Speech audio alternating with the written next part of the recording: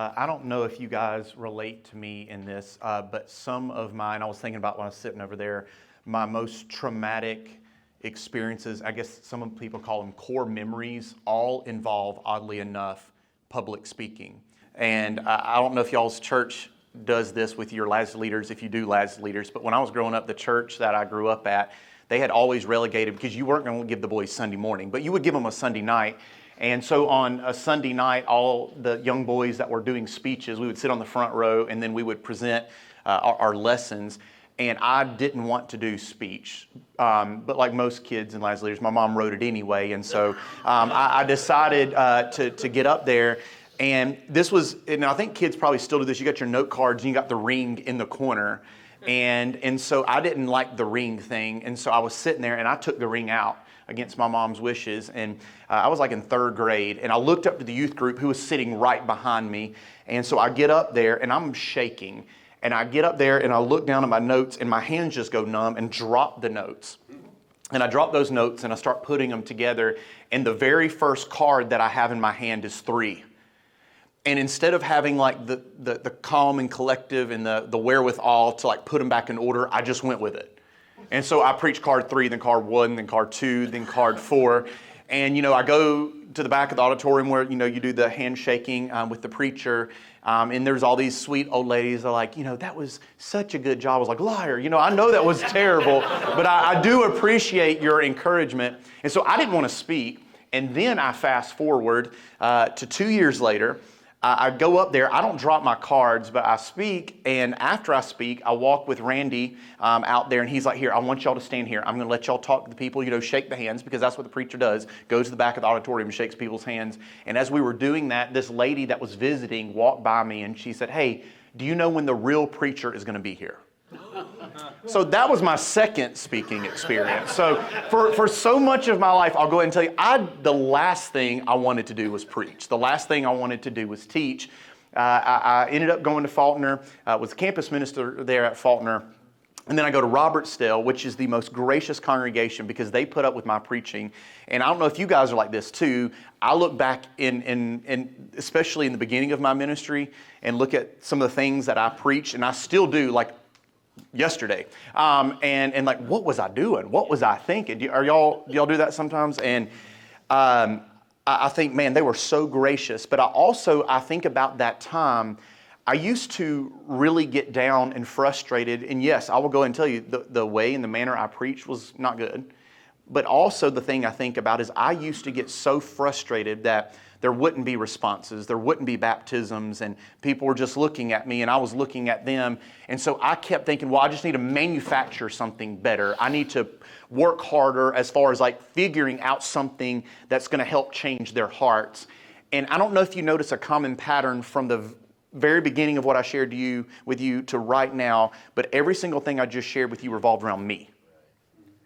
And my mindset going into preaching was, if I can just manufacture something that will help them, let me tell you, that was tiring, that type of mindset. And so for me, it's taken time, and it's still taking time, that I've had to get to a point where it's not about what I manufacture, because at the end of the day, it's insulting and it's dangerous to think that what I can construct is the answer to someone else's problems. The gospel changes people, not what I can interpret and figure out. And so I say all that to say that's what has led me to love like exegetical and narrative style preaching. And especially if you were to ask me like my favorite style to preach, it is narrative. And the reason why for me it has become that is it has put on the pedestal the text. And that's what I want us to look at, is how we can do that today, and how we can put the text in that place. And a lot of this too, I kind of think back to is my third year at Robertsdale. There's a preacher that I love to listen to, and I would listen to a lot of his podcast. And he posted one on Facebook that says, tomorrow this podcast is going to go live. And what the podcast is on, he entitled it, How to Revolutionize the Way You Speak. And I was like, well, I like the way this guy speaks, and I really seem to connect with him. And so I can't wait to listen to this tomorrow. When I get to the office, I got a pen and paper, and I was ready to write what he said. And I was like, all right, he's going to give me 4 pointers, on how, the 4 P's of preaching. And that's what it's going to be. And so I listened to it. He said, all right, here's what I want you to do. On Monday, when you get to the office and you decide, all right, this is what I want to talk about, before you get to that point, I want you to pray. And what I want you to do is I want you to pray that whatever direction you decide to go, whatever text you decide to preach, that first God will change your heart. And He will work in your heart. And then after that, you pray that God will help you to see the text the way He wants you to see the text. And then after you do that, I want you to pray that you will be led to the right materials and the right direction that that audience needs. And then you start prepping. And then after you've done that, what I want you to do is get to the church building really early before anybody else. And before you decide to go over your lesson, I want you to walk in those doors. I want you to hit your knees. And I want you to hit your knees in different pews every week. And I want you to pray for the people that are in that audience. And you and I know this. In life, it's like even if you have a difficult time with somebody, isn't it completely different how you treat them, you see them, and you understand them if you just prayed for them? And so you pray for them, and then right before, this is the third prayer, right before you get up to preach, as you're standing there, the song before the lesson, pray that no one sees you but sees God. And the reason I bring that up is all the things we're going to be talking about, and then I hope this comes through, is letting the text lead. Because that's where the power is. And so today we're going to look at preaching narratives. And you might think, well, what exactly is preaching a narrative? A narrative really, and I looked at, there's a lot of different definitions, but one of the ones I like the most is where it says you take the language, the literature of whatever it is. But for us, it's the Bible. You take that language and you make it reality. And oddly enough, and you may already know this, the research shows that one of the most craved styles of preaching actually right now is, guess what? Narrative. And we're going to look at even some studies of people in churches today that, and this is just in evangelical churches in general, that what they want to know is how is what you're sharing with me about Jesus Christ, how is that going to impact my Monday? What I hear on Sunday, how does it impact my Monday? That there is a connection between the gospel and my job. That there's a connection between my gospel and my family. That what I hear on Sunday impacts my Mondays, how I treat people, how I see people. That's what people are wondering. Narrative has a wonderful way of helping that come across. So we're going to look at specifically Mark. And so here's how I decided to do this. We're going to first focus on why Mark preaches so well from a narrative standpoint. But then we're going to look at some different pointers on some different ideas. And these are just ideas. Y'all have so many more good ideas than I do. These are just ideas of things that I kind of process through and have become, they're not the way, they're my way, and things that I've learned of how to preach narratives. And then we're literally going to work through 2 narratives together as an example of, all right, let's try it out. Let's see if we do this, here's how we can maybe do that for our audience, if that sounds good. So let's look at a few reasons why to teach narratives out of Mark's Gospel. Mark's Gospel, and it was mentioned this morning by Doug, how he said that, there's a lot of things that you see in Mark, you see in Matthew, and you see in Luke, and that is true. But there was a phrase that he had in there that I love that he said, but there's little details. And we're going to look at a lot of those. There's little details in Mark that other gospel accounts don't include. And Mark uses over and over again what is known as historical present tense. Now, if you hear historical and present tense, when I hear that phrase, those sound like complete opposites, do they not? Like, how can something be historical, but how can it have something to do with right now? Well, that's the way Mark writes. In fact, there's an interesting graph. If you look it up, Mark uses historical present tense 150 times when the Matthew and John and even Luke use just past tense. And the point of that is that Mark is trying to show that what happened with Jesus then is something that's happening, that can happen now, that things that you can learn from right now. And he tries to put you at the center of that learning experience. The second is this, and again, Doug talked about this too, that Mark is very focused on deeds and actions. That as you go through the text, you'll probably notice, especially what was mentioned by Dr. Edwards this morning, it's very quick. And Doug used my illustration I was going to use with my middle son. If I've been away from him, I say, hey, what did you do today? And he's like, well, I woke up and then I had a biscuit. And after I had a biscuit, I fell and I busted my lip. And then I put a Band-Aid on my lip. And then I went to school and I was pretty good for the most part. And then I went to the playground and then I fell again and busted my lip again. Like in a way, Mark is always letting you know where Jesus is coming from and where he's going. And we're going to talk about in a second why that's so good and so important, because sometimes we don't know the setting, we don't know the context. And as you know and I know, setting and context is crucial to understanding the text, and especially in Mark. That Mark gives us, hey, he was going from this place to this place. And the deeds and the actions, knowing that we have an audience that is craving what I like to call action steps. All right, what can I do with this? Mark gives you a lot of that. And I'll give you an example. We have been involved with the Huntsville, they've since changed their name to the Lakewood Church of Christ, but the Inner City Church of Christ in Huntsville. And there's a young man that had been going with me there, and they had asked him, hey, Michael, and he's never taught a class before, could you teach one of the gospel accounts to the teenagers in the inner city? And he was like, yes. And he said, it was one of those situations, I said yes, but inside I was like, oh no. They don't know me. And, and here I am, a 21-year-old white guy, and why are they going to listen to me?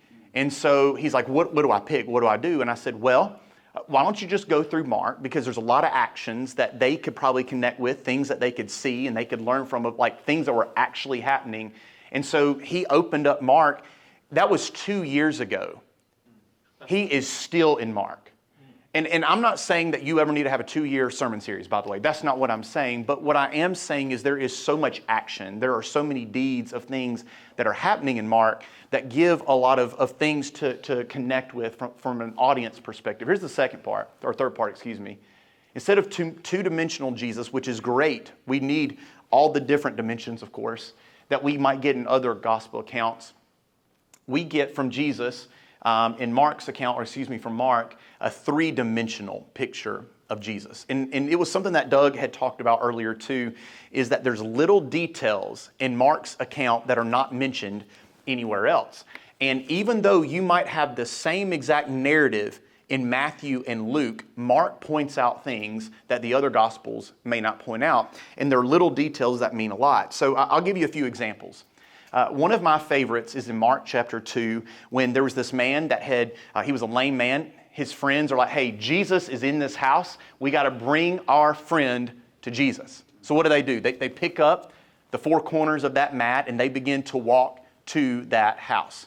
All right, they walk to that house. And we're going to come back and work through that text in just a second.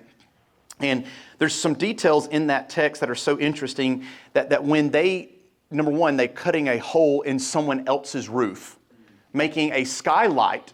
And by the way, Jesus who's standing there, and it's not his house, but all of a sudden, the owner of the house has the best seat in the house. He's sitting there and he's like, wait, what is happening? Jesus keeps preaching and then a bottom comes through, right?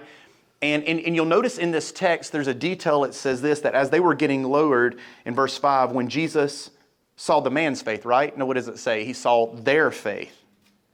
And therein, and again, we'll get to the application in just a second. Don't tell me the faith of someone else doesn't matter and have impact on other people. In fact, the guy that teaches Inner City, he said, we spent 2 weeks on just this narrative, talking about the friends, the relationships that they have. That when he saw their faith, it had an impact. Then you skip down. He said to the paralytic, and this is one of my favorite parts, he says, your sins are forgiven. And so I love this part of the text. It says some of the scribes, when they saw that Jesus says your sins are forgiven, they were just in their heads and in their hearts thinking, man, who is this guy that thinks he can do? Like, he can't do that. And Jesus like, I heard that. Like, I didn't say anything. Like, no, I heard your thoughts. And those are some of those details that Mark mentions when we talk about Jesus three-dimensional, Jesus up close. He mentions those details like seeing their faith. And he mentions details like, oh, I know what you were thinking. That's how up and close you get with Jesus. All right, here's another one. Mark 4. If you go over to Mark 4, and this might seem like a little detail, but to me, I think it's a significant one. in every gospel account, there's a Jesus in a storm. Right? There's some type of storm that Jesus is in. And this one is the exact same one that's in Matthew 8, I believe. And what's interesting about this one, though, is that in the middle of this storm, it makes a point to say that Jesus brought with him a cushion, a pillow. Now, I find that interesting just personally, that there's a cushion that he's laying on, because I know for my wife, I think back to when we were married, we first got married and we went on our honeymoon. And she said, I can't wait. I know it's going to be a long drive, but I can't wait for us to have this conversation. But she brought a pillow. She didn't want to have a conversation. She was planning to what? Sleep. And she did. She slept the whole way down there. But anyway, you see those little details of, why is there a cushion on board? But you also look at the context right before that in Matthew 8. Do you remember what Jesus said before the storm in Matthew 8? That man came up to him and he said, hey, listen. I want to follow you wherever you go. He said, oh, really? Let me tell you something about following me. Foxes, them, they have holes where they lay down. Birds, what do they have? They have nests. But what is it with me? The Son of Man has what?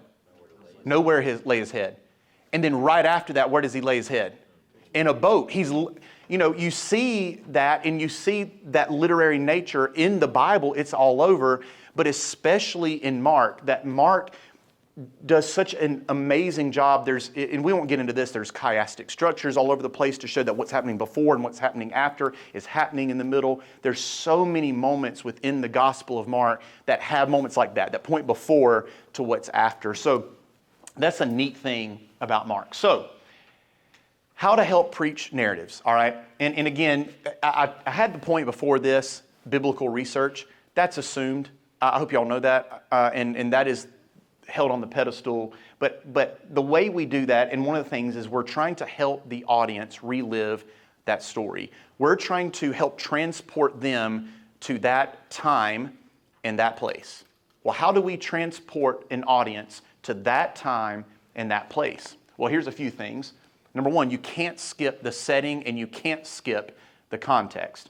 I only heard the last 15 minutes of Dr. Edwards' stuff, but when I had him at Faulkner, I really felt like I was walking with Jesus. It was awesome. And the context is so important, especially in Mark.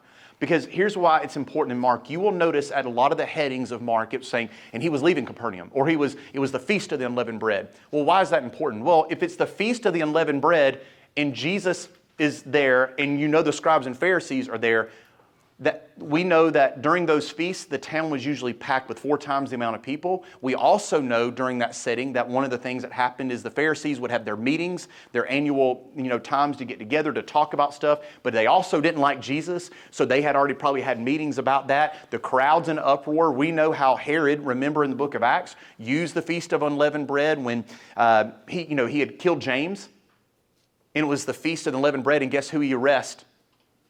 Peter.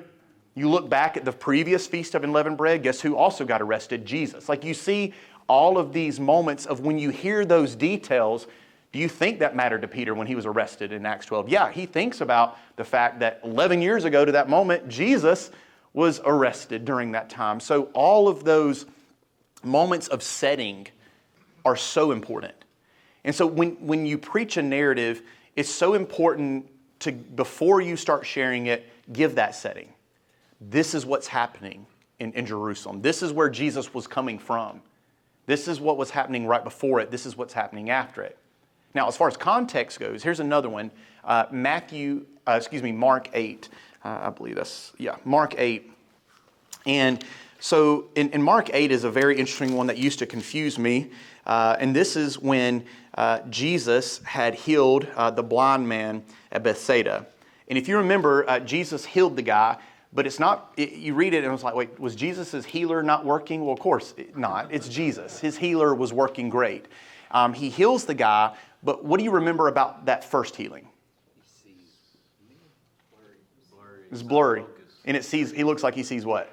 Trees. That's where VeggieTales, right? That's where it came from, is that. I'm just kidding. But so he's like, well, I don't fully see trees. He sees, but he doesn't fully see. Well, was this because Jesus couldn't heal the guy? No. Well, what point was he trying to make? Well, before the text, do you remember when they They were having an issue with the Pharisees. And then they said, hey, we're hungry. Where can we get some bread? And he's like, really? Like, are you seriously asking, where can we get bread? Do you remember what I did with bread before? They were like, yeah, he was like 12 back. Yes. And do you know what he says twice before he heals that guy? He says, you don't see and you don't see, right? He tells them twice, you don't see it. Then he heals this guy that doesn't fully see. Then afterwards, guess what they still don't see? The fact that he's here to die. But if we just focus on the man, the blind man, we miss that. That the context before it and the context after it helps bring together what Jesus' point really is. So don't skip that context. The next thing is to identify the dynamics. In a narrative, this is so important. We're going to practice this in just a second, but if it's Jesus and a leper, identify the dynamic between what it would be like for Jesus and the leper. Identify the dynamic of what it would have been like for the leper with Jesus. Identify the dynamic of what it would have been like for the crowd with the leper or the crowd with Jesus. Identify some people call it the tension. Identify the tension that is in that text. You will have these online, so I know this is a lot, but these are just some different ways that you can identify the dynamics in a text. What actions or words are involved in this story? Look at those actions. What motivations prompt these actions or words? What is the result of these actions or words? What is the gospel content or truth about God revealed in this story? If this truth was lived out by the characters, what was the result, right? If the truth were lived out today, what would it would it have on our lives? This is one of the things we're going to really dig into in just a second when we talk about what our audiences are craving, which is that action style, that teaching that applies from what happened on Sunday to my Monday. So number one, we're identifying those dynamics and we're looking at the context and the setting. Here's the next thing we're going to identify. Identify the characters and identify with the characters. I know for me, I usually only focused on identifying the characters in the narrative. All right, this is who is involved. But why do you think it's so important not just to identify the characters, but to identify with the characters? Why might that be important? Helps you relate with them. Helps you relate? Okay. All right, anybody else? Well, I'll give you an example. And I know this is not Mark, but we just talked about Acts 12, where Peter was put in prison and the church is praying. If you notice, who's in the home praying? Well, you got several different groups of people. You've got Mary. Who is Mary? Well, she's the hospitable one. You got a lady opening her what? Her home. All right? Who else do you have there? You got Rhoda. And here's what's interesting about Rhoda. If you think about her, that's an amazing character to identify with. She's one of those that she had a lot of strikes against her. She was a girl in a culture that looked down upon women and gave them no voice. She was young in a culture that didn't listen to the young. And she was a servant in a culture that really didn't give voice to servants either. And so she comes to them and says, hey, Peter's outside. And they're like, no, he's dead. So what do they think? He's been beheaded just like James. They're like, no, he's outside. And they're like, no. And they're like, God, please. Isn't that kind of interesting, by the way, and encouraging to know that you can pray, but you don't have to have perfect faith to pray. That they were praying for a breakthrough in Jesus. The angel had come and, brought him out, and he's outside. And isn't there a lesson there? Like, what if we listen to our kids more? So we got the Marys in the house that are opening the door. You got the Rhodas, the people that are oftentimes overlooked that we need to listen to. But then who else do you have in that house? The text says the many. Who's the many? It could have been, the apostles. You got leaders. But the many, it's endless possibilities of who that. So we've got 3 different groups of people there. And see, by identifying not just the characters, but with them, it can help the audience understand, hey, I feel kind of like Rhoda. I feel kind of like sometimes Mary. I didn't think it was much of a big deal if I just opened my home. Oh, it's a huge deal. Sometimes I feel like a mini. I'm one of the crowd, right? That we all play a role in that. Here's another thing, is to try to bring out the emotions of the narrative, like what that person would have felt like. This is where homiletics and things like that will really help, because the Greek language, we get a less emotional English a lot of times. That you look at the Greek, they have, and we know this with the word love and other words, that there is emotion in the way that they write and that there is writing. So we're going to try this out. All right, we're going to take a text, and I have a few more points that we're going to make, but with just what we talked about, let's try this on Mark chapter 5. So turn to Mark chapter 5, and we are going to try to identify not just the characters, we're going to try to identify with the characters. We are going to not skip the setting. We're going to look at the dynamics going on and see what lessons we can give the audience in that. So, Mark 5. And this is one of my favorites as far as a narrative, because it's one of those that has so many personal applications but has a lot of parallels. And so here's what it says. If you look in verse 21, there was a great crowd that was gathered around Jesus. This is, by the way, when Jesus is getting ready to heal a woman and Jairus' daughter. And so there's a great crowd. And then it says this in verse 22, there was a ruler of the synagogue by the name of Jairus. It's interesting, the Bible says Jairus by name. So this guy's got a what? A name. All right, that's the first thing we notice. He has a name. All right, you skip down to verse 24. And so they're ready to go with Jesus. He's like, listen, my daughter's at the point of death. And it says they're going with him. And a great crowd was following him. And then as he's on this trip, here's the next person. And there was a who? A woman. What's her name? A certain woman. And isn't that interesting? You've got a man with a name, and you've got a woman with what? But at the same time, she was a what woman? A certain. And you think about that, like even that. Like people, every person is a certain person. They're not just a human. They're not just existing. They are a child of God. They are a certain person. All right? So then, this woman, what does she have? A discharge of blood for 12 years. Who had suffered much under many physicians and spent all that she had and was no better, but rather grew worse. Now, do you think we as men cannot fully identify with a woman that has no better way to put it, uncontrollable menstrual flow, right? We can't connect with that. Who can connect really with that? But here's what you can connect the audience with, is this woman has spent all of her money on trying to get this fixed. Do you know of people in a situation that they've expended their resources, they've expended so much energy on something? That's her situation. And she had heard reports about Jesus. And so notice this, and this is those details I was telling you about Mark that are so important. It says this, and this is verse 27. When she had heard reports about Jesus, she came up behind him in the crowd, and what did she do? Touched his garment. Again, if you looked at the Greek, it's this word grasp. Now, is grasp a little bit different than a touch? Yeah, okay. So she grasped the garment. For she said, if I touch even his garments, I'll be made well. Context. And it's, I think, Malachi 4. There was a prophecy that they knew that said that there was healing in his wings. It could have possibly been that she's taking that literally and thinking, hey, the wing of his garment, if I just grasp a hold of it, I might be healed. All right?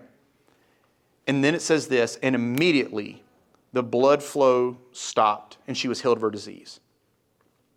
But notice what it goes on to say. And his disciples said to him, do you see the crowd pressing around you? But what did he say? Yet you said, who touched me? And I even think about that. The crowd is pressing, but this woman is touching or grasping. He didn't feel the press, but he felt a touch. Is there a difference between a press of a crowd and a grasp? Yeah. Do you see what I'm saying? There was people bumping into Jesus. He's like, well, I don't feel that. But because someone grasped and reached out, I feel that. There's a responsibility there. And he said, who touched me? And then you skip down. In verse 35, while he was still speaking, there came from the ruler's house some who said, your daughter is dead. Why trouble the teacher any further? But overhearing what they said, Jesus said to the ruler of the synagogue, do not fear, only believe. And he allowed no one to follow him except Peter, James, and John, and the brother of James. So they came to the house of the ruler of the synagogue. Jesus saw a commotion and people were wailing and weeping loudly. He entered in and said to them, why are you making commotion and why are you weeping? The child is not dead, but sleeping. Wait, no, Jesus, no, she's dead, right? And they laughed at him. You see the emotion? That's what Mark does. He points out those little details that other accounts sometimes don't. That they laughed at him. And so what ended up happening is, you remember in the text, verse 41, it took her by the hand and said, Talitha kumai, which means little girl, I say to you, arise. And immediately she got up and began walking. And notice what it says in parentheses, for she was 12 years old. Why in the world mention 12 years old? Is it just to say she's a little girl? Again, a lot of scholars point out, because of the literary nature of Mark, that the woman had an issue with blood for how long? 12 years. This little girl is how old? 12 years.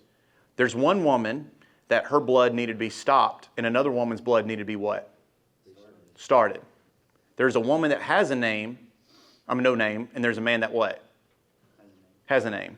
Isn't that interesting how Mark, all of these little details, is I guess why I picked that one, for us to see all of these details Mark lays out. They're there. And that he loves to draw a lot of different parallels. If we had time, we would do Mark 2. That was actually my favorite one, but that's when the man was lowered down through the roof and in the faith of friends. But we'll not be able to cover that, unfortunately, today. So here's the next one. This is where we're going to nerd out a little bit. Identify whether or not you're using pedagogy or andragogy. Now, I want to give you a little bit of background on this. So when I did my dissertation, I didn't know what to write on, but I knew I was starting to preach. And so I was like, all right, I need to do something on preaching. And so I looked up studies on preaching, and I came across a lot of studies on what is called andragogy. Andragogy is the art and science of how adults learn. Andragogy is also defined as, and you probably grew up hearing pedagogy, and you still hear pedagogy. Pedagogy is teacher-centered learning. Andragogy is student-centered learning. Pedagogy is, all right, I'm going to decide what I think you need to learn, all right? And now, is there a time and a place for that? Absolutely. Like you hear, I was an education major at Faulkner before I did ministry. And so I took a lot of classes on pedagogy, which is we as teachers are learning to teach you because you're young, you don't really know yet. Well, now adults, what do they have? They have experiences. They have background. They have information. They've seen a thing or two, right? And so because of that, I came across this study, and there was actually 3 of them done. There's 3 dissertations done on this very thing, where they did a study of evangelical churches, and they said, all right, what are you craving in the preaching and the teaching? Is it pedagogy or is it andragogy? Now, andragogy is where they're the center of the learning experience, and we're not saying God's not. What we're saying is they want to know how, again, what we talked about earlier, what I'm hearing from God's Word, what am I supposed to do with that? How do I walk out the doors and live that out? And so what they found was 78% of people in evangelical churches in the audiences, what they want is andragogy. And what that looks like is they want to know application. They want to be able to put what they learned into their lives. They want to discuss it. They want to talk about it. And what's interesting, though, so I was like, all right, so those have been done. What about Churches of Christ? So I decided to reach out to 300 preachers in Churches of Christ and just said, all right, I want to get your feedback just to see what you would label as your study. And there is a study assessment that's already been done that kind of shows you whether or not you're andragogy or pedagogy. And so I sent it out to members of the church, preachers. Over 70% are pedagogy, which is we just preach based on what we think you need. But what was interesting is 80% were wanting andragogy. You see the dilemma? We got a group of people that are wanting one thing, but they're getting another thing. And so I want to get your thoughts on that. Does that surprise you at all? And how have you seen, when we talk about andragogy, the art and science of how adults learn, like that idea, how could we put experience in the idea that they want to know how their Sundays connect with their Mondays? How can we make that happen? Any thoughts? Very often we aren't very self-aware. And so I think it's that we desire this, but we aren't willing to put in the work that it takes to get this. Yes. We're using the same old canned process we've used since the 70s, and we're surprised we're not getting any results. Yes. And we're going to talk about that as an example. And I say this because my toes are getting stepped on while I'm saying it, but maybe saying, all right, we're going to talk about God's grace, the 7 C's of God's grace.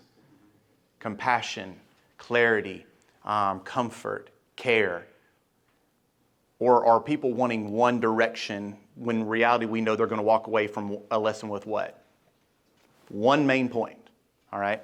All right, what else? Any other thoughts? Craig? I think what you talked about earlier as far as coming into the auditorium, sitting in their seats, Yeah. and praying for them specifically. When we get to know our congregation, that's why I think ministry is very important. There's preaching and ministry, and those two things should meet. Yeah. The more time we spend with the people and around the people, we're able to see what it is they need. Yeah. It gives them a chance to show us and tell us, and I think that helps. That we do study, we have to prepare. We can never overlook that, but it gives us something to prepare for. That's right. Where the people live and where they want to live. That's Yeah. the thing. They're not happy where they are. Yeah. And the Bible shows them something better. Yeah. So we got to see where they are so we can help them be lifted to where they want to be. Awesome. I was going to say, I think one thing, mistake that we can make is we assume a certain familiarity and Bible literacy in our audiences that maybe they had 50 years ago, where now many of the adults, at least in our congregation, have come into the church or into the assembly, not even Christians yet. They don't know the context. So if I'm thinking I can stand up and say, as we all know in Mark chapter 5, I've skipped over a lot. And so when I'm hearing them say, can we talk about God's grace? And that may happen in a class setting or whatever, but I think sometimes, to kind of piggyback off what's been said, we're thinking about what we want to get said rather than what we want, the action step and what we want them to do. Yes. Yeah, Craig? So we just did a congregational survey asking people where they were spiritually, and gave them places they could identify where they are. And that guides, our elders are actually reaching out to each person who filled it out. Can I pray with you about that? But that's feeding my preaching. Yes. So I'm taking those places and preaching each Sunday based on where people are. And so one of the things I was going to mention is there is actually versions of them online, and thanks to Google Forms and things, you can do your own, is doing a spiritual assessment of your congregation, saying, what are you the most fearful about? What are you the most scared about when it comes to your faith? What thing do you feel like we're overlooking, we're not talking about? Like those kinds of things. Someone else, was it? Oh, John. One way I've heard it expressed, if I'm understanding where you're coming from, is basically asking the two-part question, what and so what? Our job is to tell them the what. Yes. And we have a responsibility to do that. Sometimes we're not so good at asking the question, so what? Yeah. And that translates into what you said. What am I saying on Sunday that's actually going to mean something and they can use on Monday? Yeah. They need to know the why. Yes. And we're not always good at explaining the why. Yeah, that's right. And so there's a lot of different ways to do this. And I'm not saying that this is the only way you need to do this, but I don't know if you've read the book Speaking for Change. But in the book, or Communicating for Change, I think is what it's actually called, is he gives a speaking roadmap called Me, We, God, You, We. Okay? And I didn't want to hand this out yet until I did some explaining before you read it, because I want to clarify some different areas. But this can be a way, if you just want to take a few and pass them down, as a way and a means to maybe make a bridge and a connection between narrative style preaching and andragogy, which is giving them the ability to take what they've learned and apply it. So here's what he talks about in the book. If you've never read the book, it's fascinating. He starts the book with a story. And I'm reading the book, I'm like, wait, is this not supposed to be a book about how to preach better, and you're just telling me a story about this truck driver? Well, that's the point, that you get so sucked into this story about a truck driver, and he's like, that's the point. Like the point is that people are connecting with the main focus, not 50 other things. And he gives this illustration, and I want us to think about this.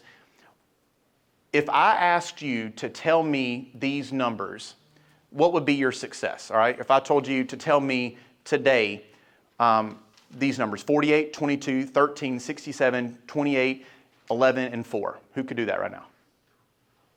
Well, could you do it tomorrow for sure? What about next week? No. Like if you can't do it next week, and if you can't do it today, you're not going to be able to do it next week. But what if I told you this? 40, 40, 40, 40, 40. Who can do that? Yeah. So think about that with our sermons and the way we preach.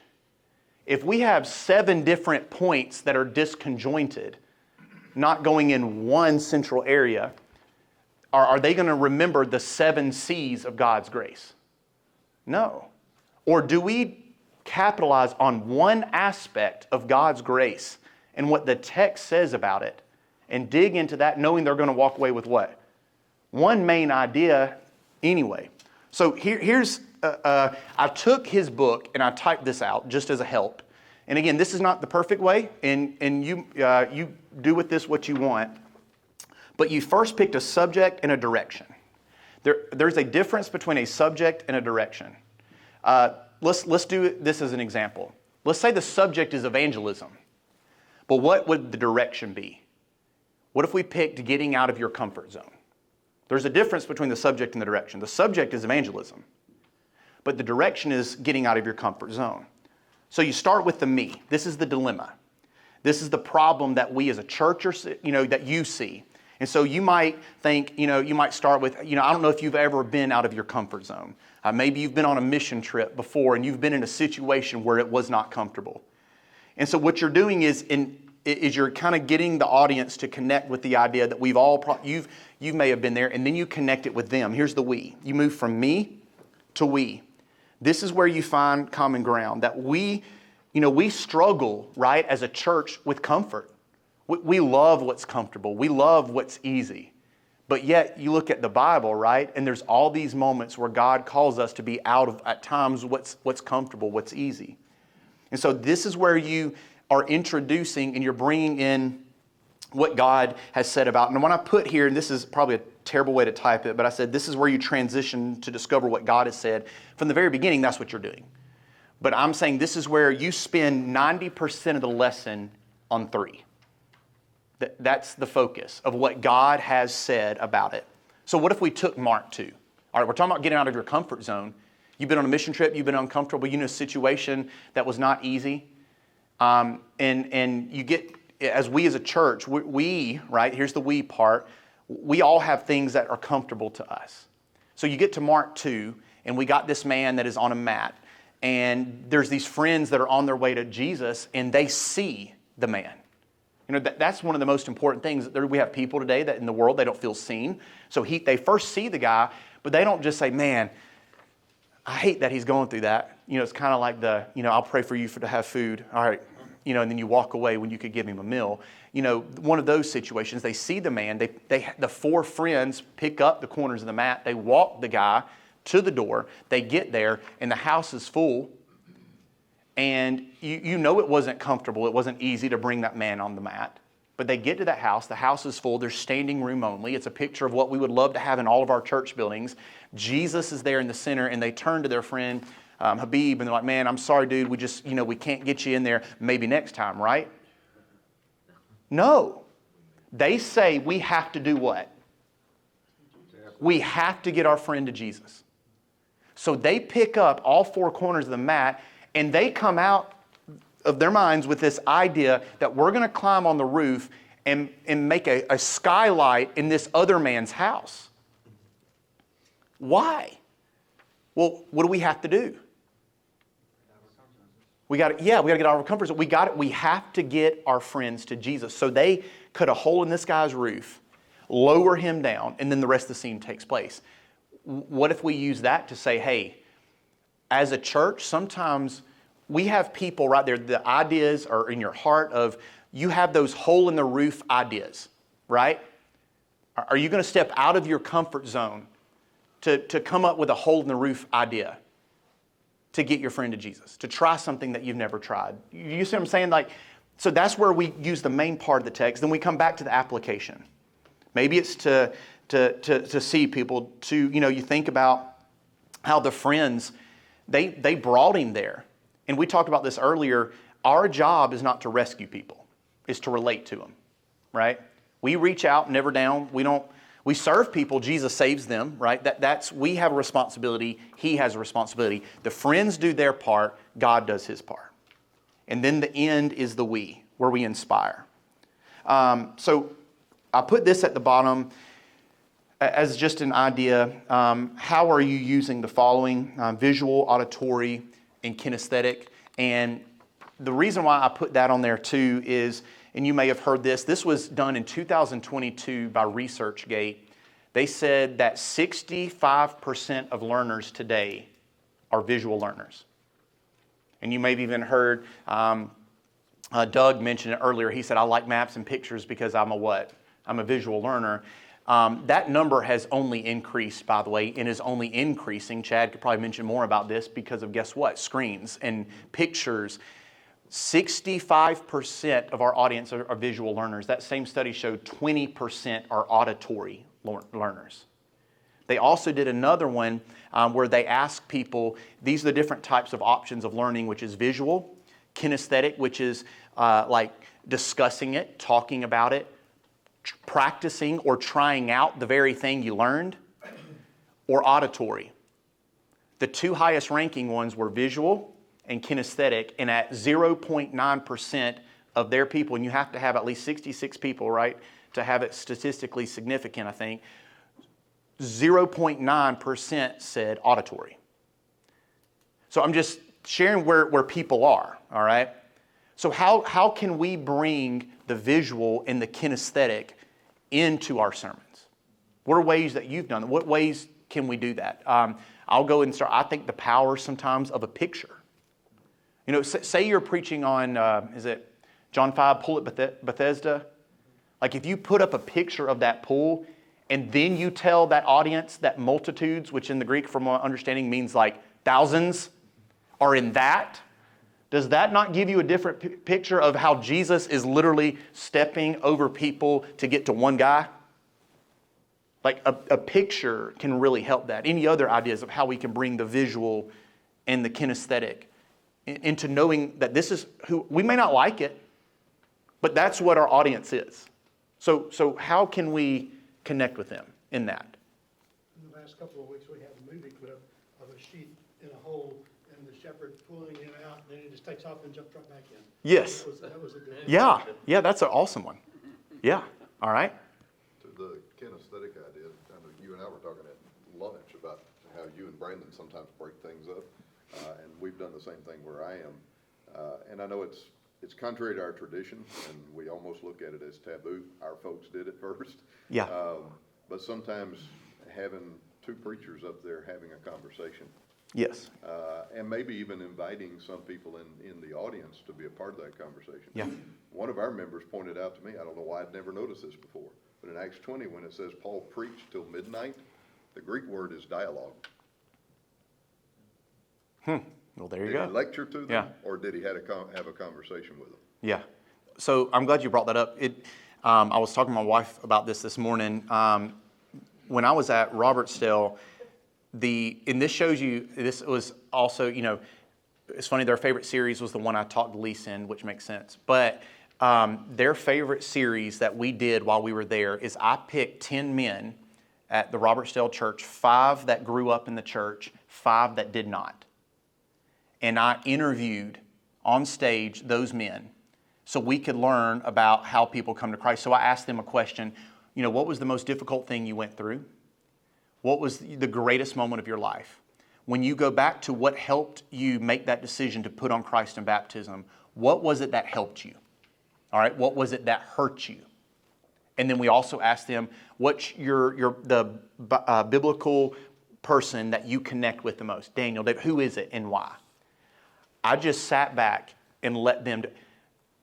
They kept asking, can we do that again? Can we do that again? Like, they loved it. And so at the end, we would get up and type those, like, hey, this is what they mentioned. And we had a little bit of a direction before as far as that charge. So that was something for them that they absolutely loved, just learning how they became a Christian. So if we're going to go and reach people, hey, here's a way for us to learn. Any other things that you guys have used or tried? Jerry? I've had the opportunity to work with a lot of churches in conflict. When you have conflict, you have gossip. Yeah. So I talk about Proverbs 26:20 and how Jesus said do it. Go talk to them instead of about them. And then I have 5 men to come up and I write a letter. Here's what Solomon said, where there's no wood, the fire goes out. Where there's no talebearer, contention ceases.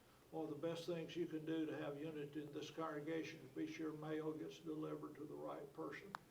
I have 5 envelopes with people's names on it. Yeah. I've had these 5 men to come up and I pass them out and I give them to the wrong people. Their name's not on the envelope. They get to looking. They said, what are we supposed to do? I said, well, what do you do when you get a letter at your mailbox and it's not yours? You peep and see what it is, see if there's any money in it or no. So they get it and then they open it up. And when they open it up, the letter's written to somebody else, even though their name was on the envelope. Yeah. And so the point is, be sure you don't deliver mail to the wrong person. Yeah. We did that at one church where the elders asked me to preach the sermon. I'd done it in an elders workshop. And I told them, I need you to know that I'm going to be preaching to you, because they had fired a preacher and surprised him. He had been there a couple of decades. And the first time he knew they were unhappy with him was when he called them in. And they had never talked to him to say what. I said, did y'all ever discuss him in elders meeting? Yeah, we did. So you were gossiping. You talked about him and never did talk to him until you fired him and handed him his check for 3 months. Yeah. And so that morning for the invitation, I asked people to come forward. We got 200 3x5 cards and plenty of pencils. If you're willing to commit, I will not gossip. I will not listen to gossip. I will say something positive about somebody every day. We had 118 people to respond that morning. Oh, that's awesome. That's I awesome. said, we will baptize you if you interrupt the sermon. Do it scriptural like they did Acts 2.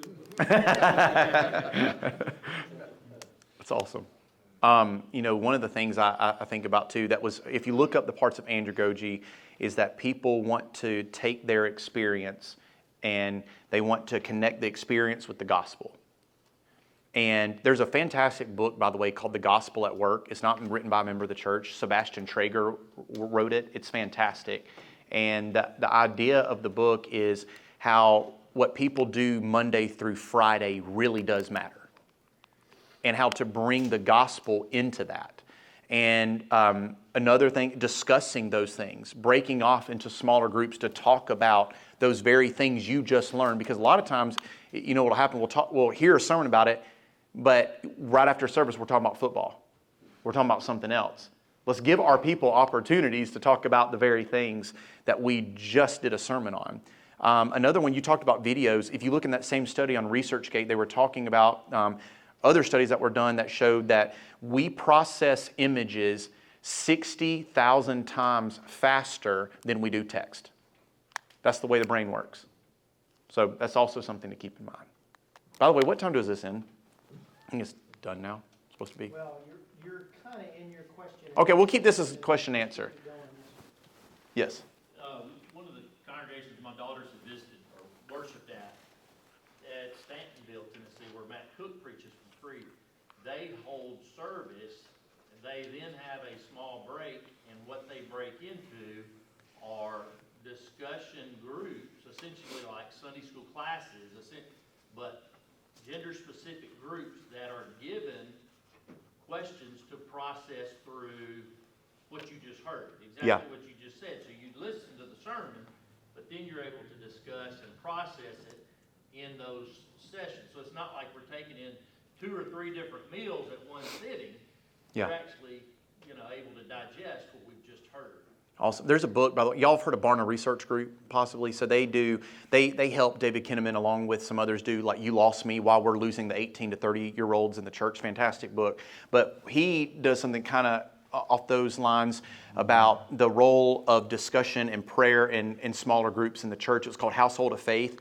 And one of the things that he talked about is that people that break off into those smaller groups and pray together, one of the byproducts is that those churches have naturally developed more leadership. And what they found was that people that maybe won't teach a class, but in that setting they might make a comment in a smaller group, that they started to develop some leadership abilities that they thought, hey, I could do that. So that's another interesting byproduct. You had your hand raised. Obviously not great in every scenario, but when doing a sermon on the woman at the well, I found the Chosen's portion of the woman at the well and showed that scene, instead of me taking the time to explain it, because I felt it was too much to read, showing that, and so that people had a visual representation of what went on in that scene. And it's one that you want to make sure that that particular scene is extra close to the text, but still walking through that after showing that. Yeah, well, similar to that, when I did a sermon on Nicodemus and showed the Nicodemus conversation, which, by the way, you're right, they take some creative liberties, but there's one with the Nicodemus one, if you remember, when Jesus says to Nicodemus, do you hear that? Which is the wind. And the reason that's important is in that area, if you know anything about the geography of it, guess what there was? At night you could hear winds. So they were actually trying to be even more close to the actual setting of that. So little details, not all the time true, but sometimes. All right, anybody else? Any other thoughts? We're now in the discussion, so we'll just do that. I'm not sure if this would fall under visual or kinesthetic, but a preacher who is better than me, far better than me, once told me that you should never move haphazardly or accidentally. Anytime you talk with your hands, it should not just be because you're nervous or you don't know what to do. Yeah. Every step or every movement should be purposeful, or else just stand behind the pulpit. Yeah. No, I am not good to give advice on that because I cannot be. So my mom, she watches, this is the only person that watches my lessons. So on Monday, she's awesome because she will tell me like all the things I did wrong. And that's why I love her. And she calls me, she said, you got to stop ping-ponging back and forth on the stage. So what I'm saying, if you have advice, I cannot give it. I'm not good at that. I think with that, kind of connected, both the positive and the negative, is we live in a culture that is just so much more distractible. Yes. And so if you have an illustration that makes the point or a visual aid that makes the point, I think sometimes if we're not careful, we remember the illustration of the More visual than aid the and text. we miss the point, that we're trying to make. And so, as much as we want to use those things, it's a balance of using them in a way that points back to the text. And back to, always. And you mentioned the word action step and kind of moved on, but I know some of us are familiar with that term. But I think that's a great, the invitation we've typically thought of as the action step. But for a lot of people in our audience or our congregation setting, hearers, whatever, the action step may be with the 4 friends, like who do you need to be a friend to this week? There you go. Rather than come forward and be baptized, which may be a step that someone needs to take, but how do you stop gossip? Is there a friend you've been talking about? That's need to awesome. Go to them Yeah. And I think if you make that, in a lot of contexts, we're speaking to people who are Christians. The vast majority of our congregation may be in that place, but I think sometimes an action step that's not just a visual response in the sermon or to the sermon, but take this on Monday morning, who do you need to talk to? Yes, I love that. And so how you share those action steps can be different. So at Robertsdale, every Monday morning, so if I preached a narrative, this is just me. I don't go through the text, preach the text, and then say, here's your 4 points. This is just me. I like to preach the text, and after verse 2, here's a point about that. But all the points go to the direction. They build to the direction. Does that make sense? So verse 2, we talked about it. Here's something that we learned from that. Verse 4, here's something we learned. And all of this is getting ready to give them the main action step. We have a slide up there that says action step. And then on Monday, I would always post at Robertsdale on our private Facebook page, this is the action step that we talked about from yesterday. Madison, we call them Made for Mondays. We have these videos that every Monday, it's a 2-minute or less video that we share. Hey, this is what we challenged you with yesterday. This is what God's Word said, and we share that as this is what you can do with it. So that's a way to do that. And so one of the things you mentioned that is, if speaking of David Kinnaman, is one of the things that is assumed, I think, is that the younger generation doesn't want to get into the text, which is not at all true. David Kinnaman's study on why 18 to 30-year-olds are falling away from the church, I think it was the number 1 or number 2 most mentioned thing, is there's a lack of biblical literacy. It's number 1. Yeah, number 1. Lack of biblical literacy, which it was the subpoint was they just want to go through the text. When I was a campus minister, 5 years, which is the 18 to 30-year-olds, I had a campus ministry committee that I started after my first year, wish I would have done it sooner. And I asked them and I said, hey, what's something that you wish we would do different? And this one girl named Nasa, she's like, I hope this comes across okay, Mr. Andrew, but I wish you would just go through the Bible and just let that kind of guide our discussion and our thoughts more. And then they were all like, yeah, I agree with Nasa. And I was like, oh, I'm sorry, And what I was doing was I was kind of giving them those 7 C's. I was giving them, this verse and this verse. I was proof texting, really, was what I was doing. But they were craving just going through the text. And so I want to say that that's a little bit of a misconception. They love going through the text. They love walking through it. I don't have the experience John David does with our teenagers. What I do have experience with is every Sunday night with 3rd through 5th graders. And we just went through the book of Luke and went straight through the text. We didn't do any games. We didn't have any crazy videos. We didn't do any of that kind of stuff. And those kids they just sucked it up like a sponge. Yeah. And it just shows that the hunger is there, even in the younger kids. That's right. Like I shared with you, there's a group of inner city kids in Huntsville, Alabama that are in year 2 of Mark. They're just walking through it. They're loving it. They're taking their time going through it. John? First time I ever met Lonnie Jones. And we all know Lonnie and appreciate what he does. But it was at a teaching workshop that the Memorial Parkway Church, where Lonnie was working as youth minister at the time. It's a long time ago. But Lonnie described his teaching approach to the teenagers, and I was fascinated by it because it's exactly what we're talking about. He said he would assign a text to his kids, and he would ask them just to do one simple thing: read this text at least 3 times during the week, and then come to class ready to talk about it. Yeah. And that's what they did. Yeah. That's how he taught the kids. They were familiarizing themselves with the text, and then he was able to ask them questions to draw things out and teach lessons. Awesome. Anybody else? Yes, sir. I think sometimes we underestimate the desire to learn, and we overestimate what they already know.